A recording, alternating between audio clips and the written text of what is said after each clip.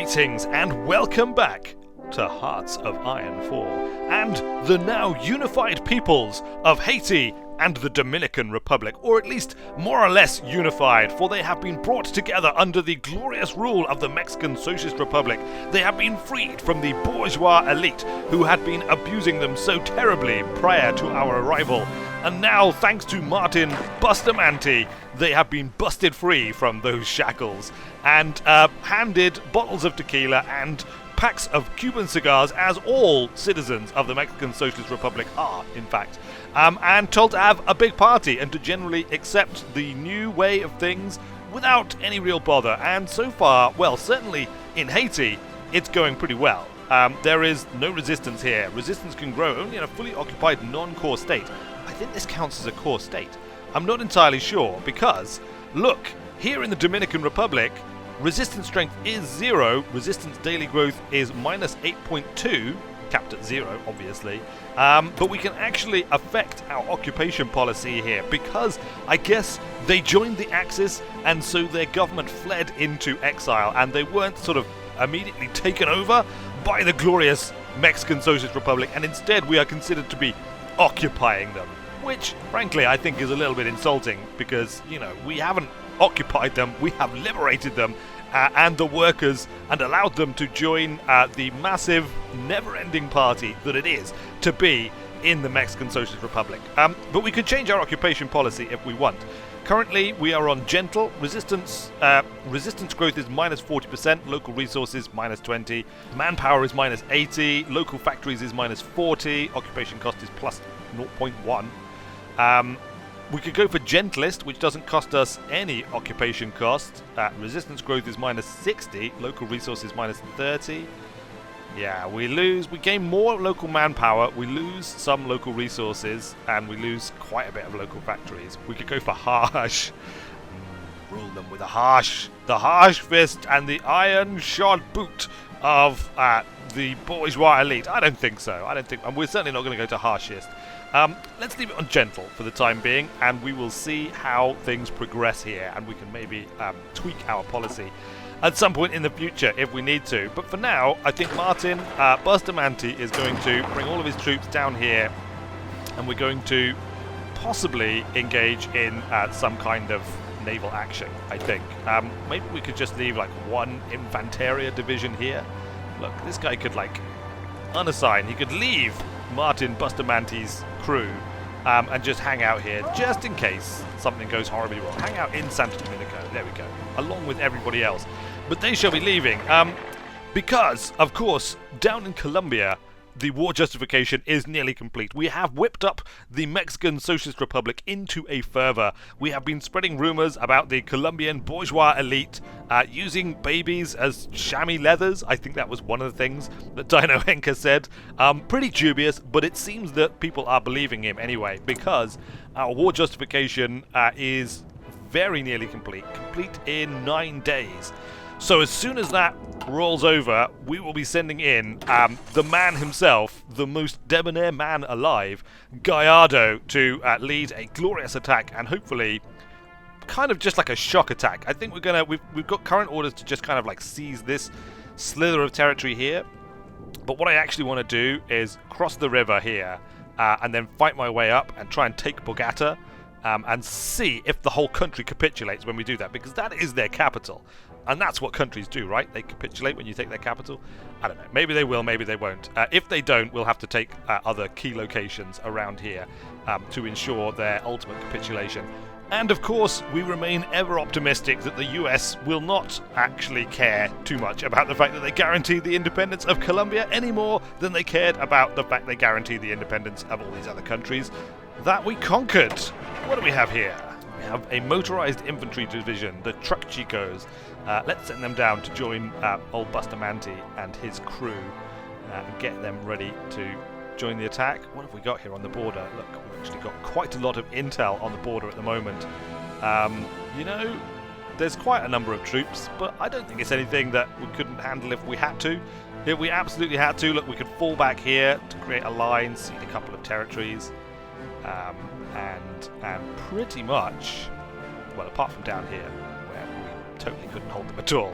But let's not worry about that. I'm sure it's not going to happen. Let's just unpause it and wait for some time to pass here. We are currently at war with the Axis, Japan, Italy, the Dominican Republic, who we conquered, Menguku, I don't even know who that is, the German Reich, Slovakia, Hungary, and Finland. Not that it matters, because look, Hungary has just capitulated, the German Reich is on the back foot, Italy's been invaded, the Axis is in a complete mess. Hungary has capitulated. Joseph Stalin has announced that the cowardly Hungarian nation could no longer withstand the pressure from the overwhelming presence of Soviet forces throughout the country. The Hungarian government chose to flee the country and has gone into exile, as they always do. Fine, Hungary has capitulated. Great news for us. Terrible news for the Axis as they continue to collapse under the glorious socialist revolution which is coming their way from the Soviet Union. What's going to happen in Europe? Frankly, I don't know. Greece has joined the Allies. Italy has declared war on Greece. Italy is also, really struggling. It's really struggling quite badly. Spain is invading Italy. There's like bits of pockets of United Kingdom in Italy as well. I mean, I don't think Italy's got much left in its tanks, to be honest with you. Japan's right back to its core island, and some of those Pacific islands and stuff. Frankly, it's all but over, and it's only 1941. Which kind of puts the pressure on us to be even more awesome. Improved computing machines have been completed. Excellent. We can finally play some Mexican Zork. That's going to keep everyone distracted for a while. What do we want next? We haven't gone down radar at all. We should probably go down radar and start to get that sorted out a little bit. I mean, atomic research, really tempting, but 410 days. Then we've got to do a nuclear reactor, 840 days. Then we can do nuclear bombs, 1,462 days. It's a long old way off. It's a long way off. Experimental rockets would also be very cool, but that's quite a long way off as well. Maybe we'll come back to this and see. We could maybe take a national focus in it or something. Infantry equipment, we're doing a lot better on infantry equipment now. We're almost up to date on some of our stuff. We could probably do with some better special forces, but at least we've got the right sort of equipment here. And we've got weapons too. We could improve our infantry equipment too, which will give us an extra plus 5% soft attack, which is nice. It's nice to have, certainly. Support weapons too. Time to research, 123 days. Infantry, defense, and breakthrough. So that's an increase to defense and breakthrough. That might actually be quite nice for manning our border. Then again, Weapons 3 in 1942. It's currently January 1941. Let's get improved infantry equipment here. There we go. That'll do. That'll do. And we will be thrilled at that. We're not really researching... Well, maybe we should have researched radar. But it's too late now. It's too late. The decision has been made. Once again, Gallardo has just swayed the government into getting ever more stuff for his glorious land armies.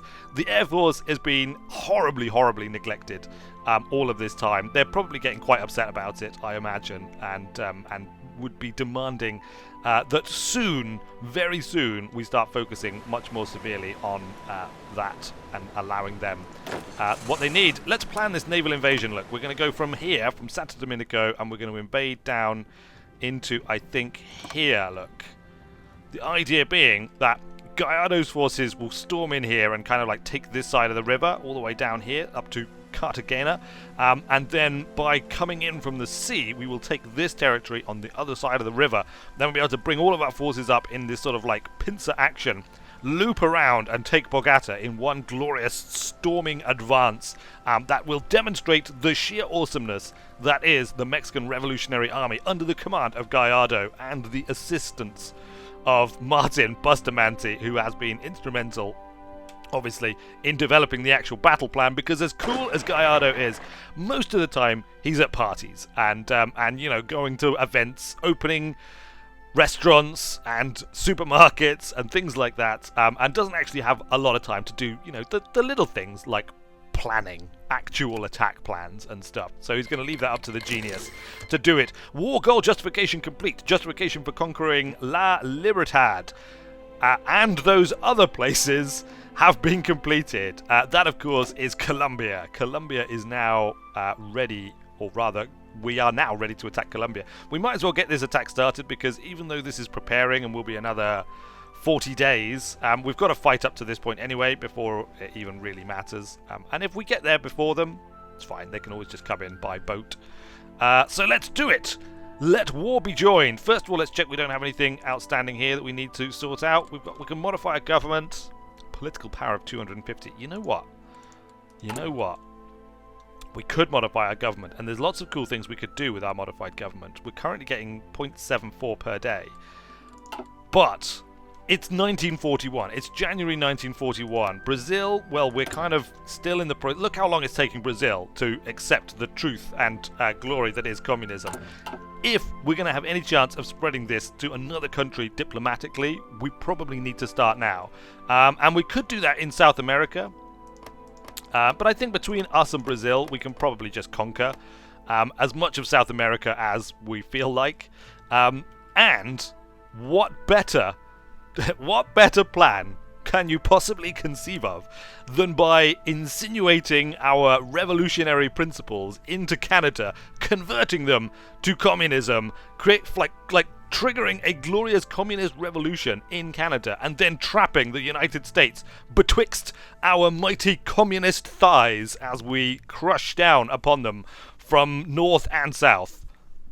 I mean, that has to be the best plan ever made, ever formulated by anybody. Gallardo did actually come up with that plan.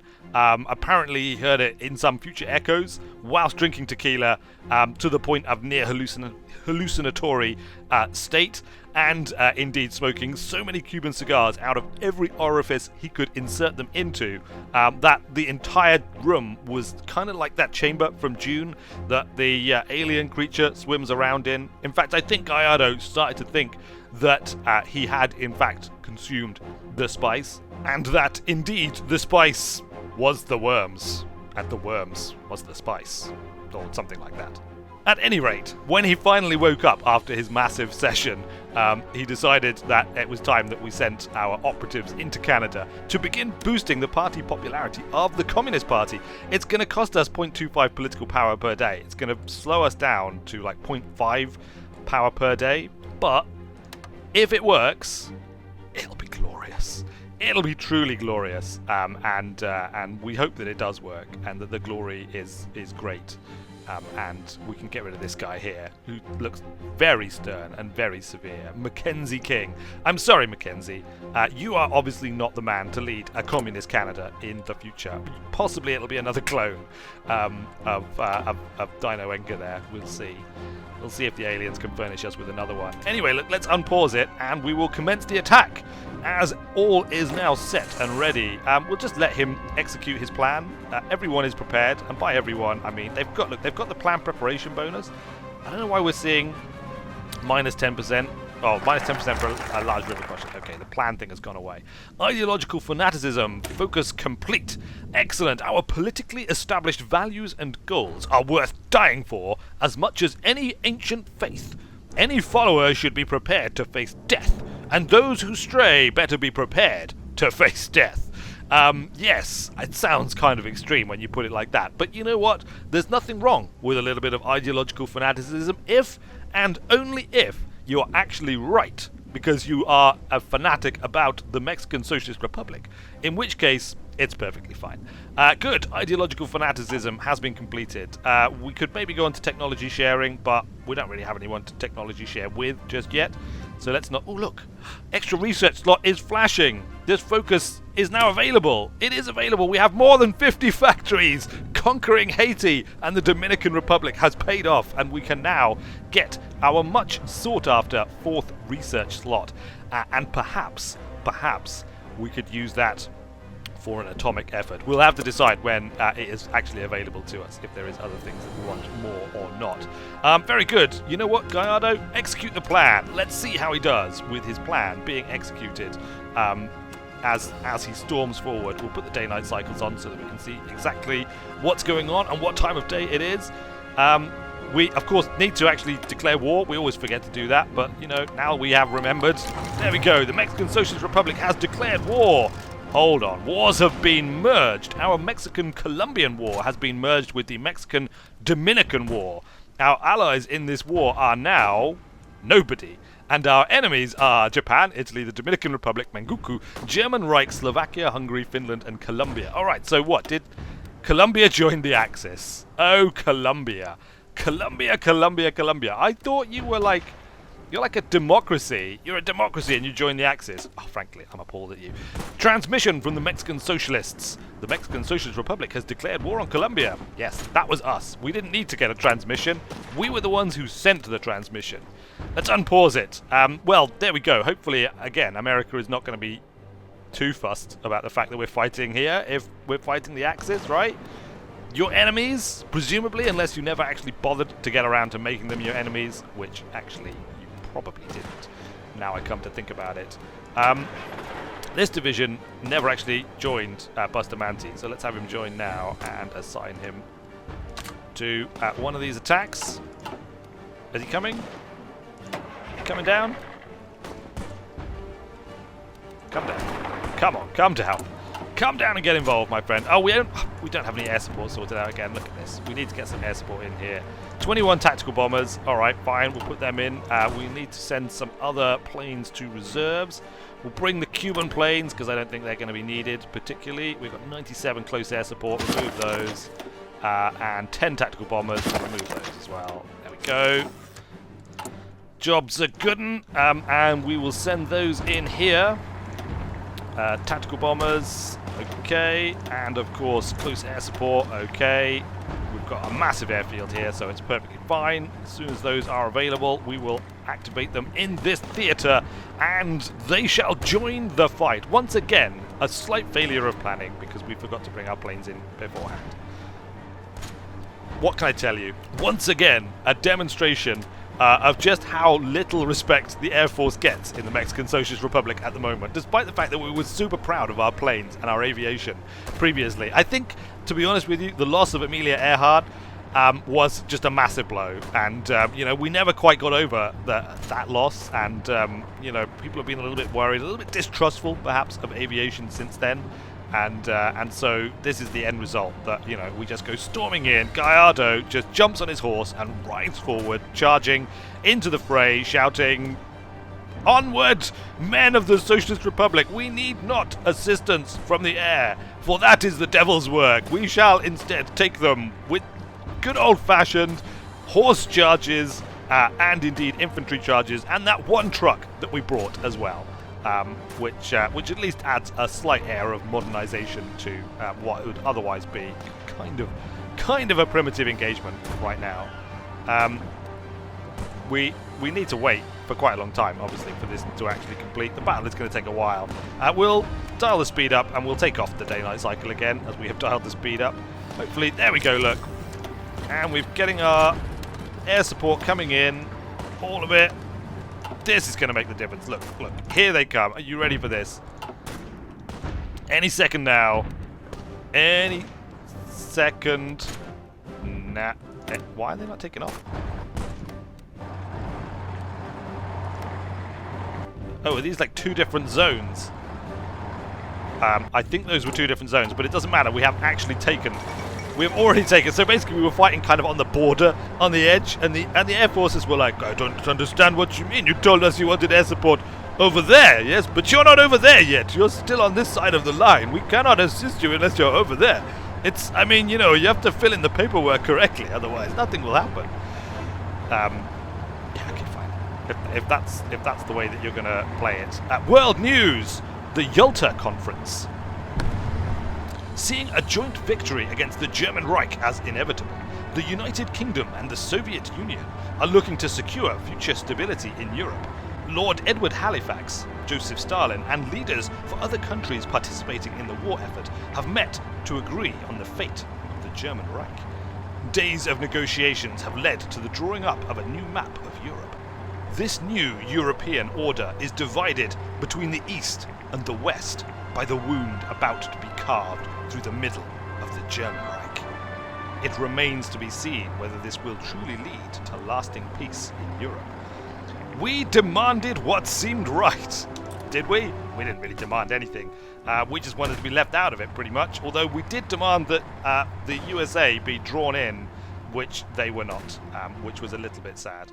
We don't actually want to go out here, Gallardo. You seem to have misunderstood the entire genius of the plan, which was to not have to cross a river here, and just be able to go straight into this region and then cross over here.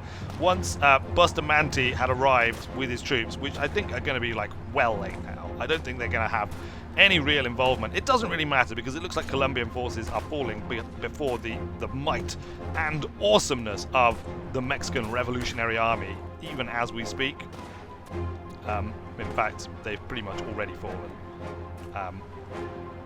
Well, I'd say that they actually got quite a few troops here. I think they've just tactically withdrawn. That's all.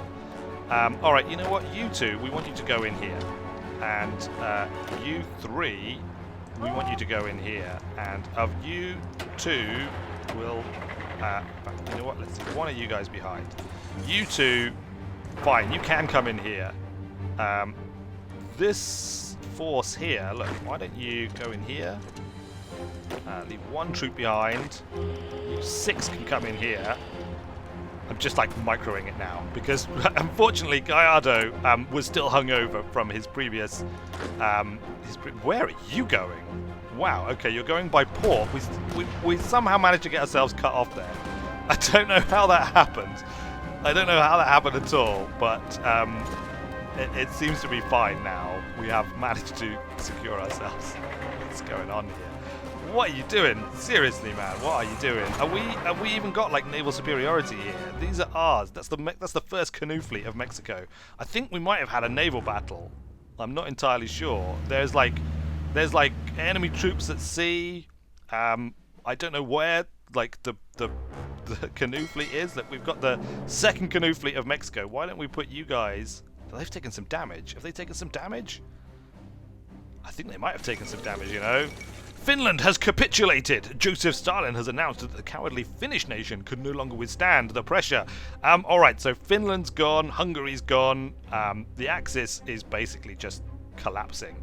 Collapsing left, right and centre. Colombia, it may have been a poor choice for joining the Axis forces as you did, I'm afraid. Okay, what's going on here? This has all gone a bit crazy. Wow. Okay, let's send one guy just to take that bit of territory. You three come in there. Yes, that's fine.